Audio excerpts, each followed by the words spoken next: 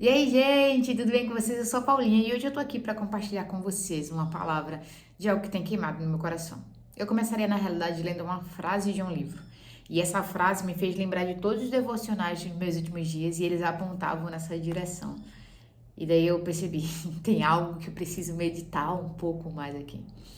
E é isso que eu trago para você hoje.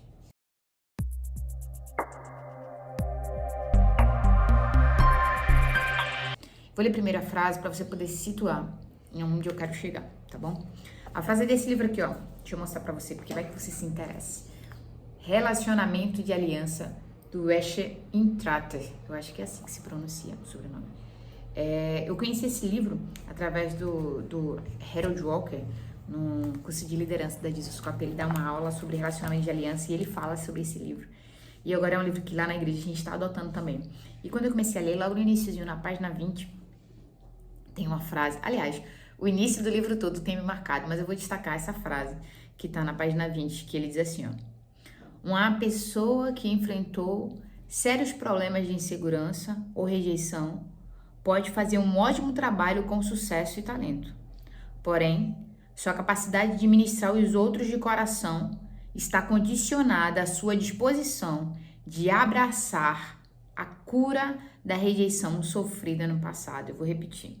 Uma pessoa que enfrentou sérios problemas de insegurança ou rejeição pode fazer um ótimo trabalho com sucesso e talento, porém sua capacidade de ministrar os outros de coração está condicionada à sua disposição de abraçar a cura da rejeição sofrida no passado. Cara, quando eu li essa frase, ela me pegou demais, porque eu tenho um histórico.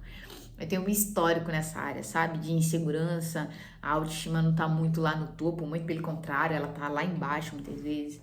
Se você já leu meu livro, Olhe para Jesus, eu falo um pouco sobre isso, que em algum momento da minha vida tinha até uma frasezinha pronta, assim, feita, e que não era uma frase bonita, não era algo bom.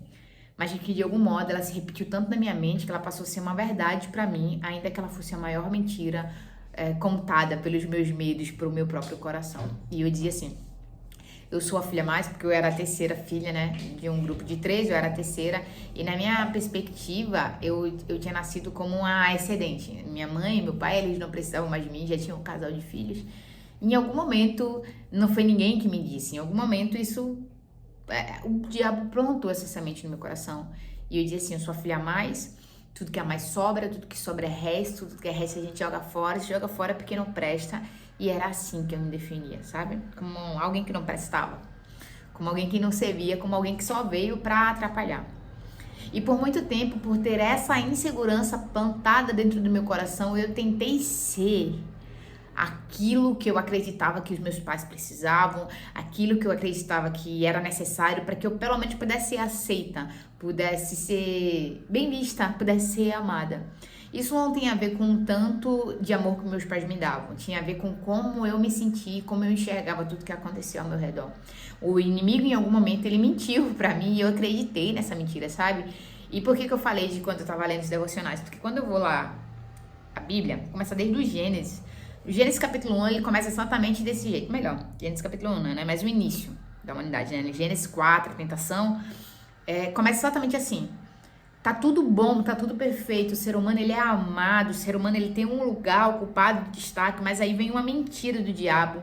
E o potencial que a mentira tem para sair derrubando todos os muros construídos dentro do nosso coração, todas as barreiras construídas dentro do nosso coração é impressionante.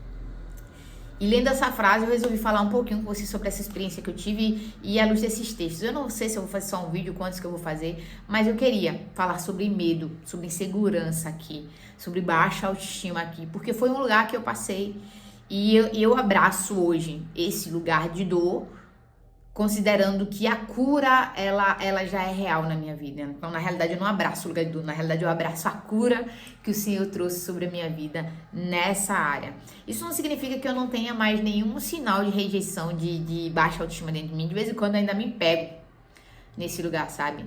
me comparando a outras pessoas, tentando fazer as coisas acontecerem. E daí, mais uma vez, eu vou na Bíblia e aí eu vejo, por exemplo, Abraão, já de idade, sem conseguir crer direito na promessa que Deus ia fazer. Ele cria na promessa, mas ele ficava se perguntando como, porque ele já era de idade, a mulher já era de idade. Quando nasce Ismael, e ele passa um tempo ainda, depois de Ismael até ter Isaac, quando Ismael nasce, e ele tem encontros com Deus, em algum momento ele para e ele vai falar assim para Deus: deixa que Ismael seja a promessa, deixa que Ismael seja a minha herança, o menino já tá aqui, o Senhor conhece o menino, o Senhor já olhou para o menino, porque alguns capítulos antes, Deus está falando com Abraão, Agar, ela sai de casa com Ismael, e ela sai de casa dizendo assim: a gente vai pro caminho e a gente vai morrer no meio do caminho. E chega uma hora que ela deixa o menino assim no canto, ela deixa o menino assim encostado no canto, porque ela não quer ver o menino morrendo. E nessa hora a Bíblia diz que o Senhor ouve a oração do menino, e um anjo aparece para Agar e fala assim: eu ouvi a oração, Deus ouviu a oração do menino.